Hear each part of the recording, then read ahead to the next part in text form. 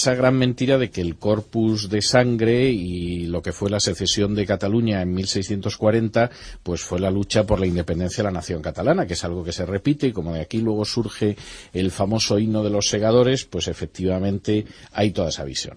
Lo que pasó en 1640, la verdad es que yo creo que es una repetición de una serie de males que se producen periódicamente en la historia de Cataluña. Es decir, primero, Cataluña ha decidido que los problemas del resto de España le traen sin cuidado y que por supuesto no va a contribuir a ellos. Cuando se produce un ataque de Francia dentro del territorio de Cataluña, el conde-duque de Olivares, como comentábamos antes, decide que va a actuar desde Cataluña, a ver si Cataluña se entera de que tiene sus obligaciones como el resto, y entonces se alojan una serie de soldados, sobre todo en hogares campesinos catalanes, como obligaban las propias leyes catalanas. Esto provoca inmediatamente una reacción por parte de campesinos de Gerona, que desde luego no están en absoluto de acuerdo con tener que prestar este servicio, y en un momento determinado, durante las festividades del Corpus Christi, se produce una algarada campesina en Barcelona que acaba con el asesinato del virrey en Barcelona y de no pocos funcionarios regios. Y entonces se produce un fenómeno que se produce cada cierto tiempo en la historia de Cataluña y que a mí me parece terrorífico. Siempre es una especie de fenómeno de enloquecimiento. Y es que la oligarquía catalana decide que ha llegado el momento de vivir por su cuenta y riesgo, de independizarse de España y desde luego de explotar Cataluña, que ahora va a ser solo para ellos. Y efectivamente se produce.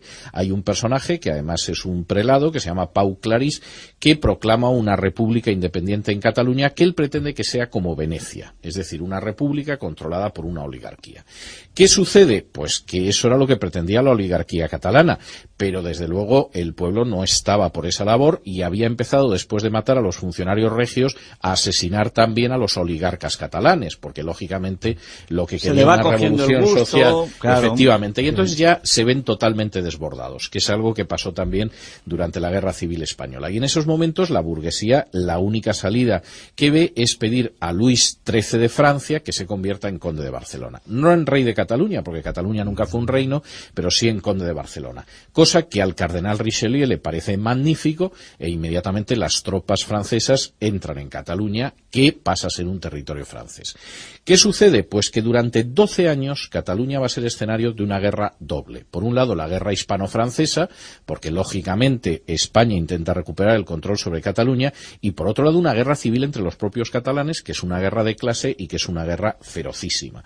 Finalmente es sabido que efectivamente la experiencia francesa es terrible, los catalanes acaban pidiendo a gritos que vuelva Felipe IV, al que han considerado muy mal, y lo que acaba sucediendo es que Cataluña es mutilada, es decir, a partir de la paz de los Pirineos en 1659, la mitad de la Cerdaña y el Rosellón quedan en territorio francés, donde inmediatamente Luis XIII se apresura a prohibir la lengua y la cultura catalanas, convencido de que la única manera de tratar a los catalanes es no dejar que saquen los pies del plato.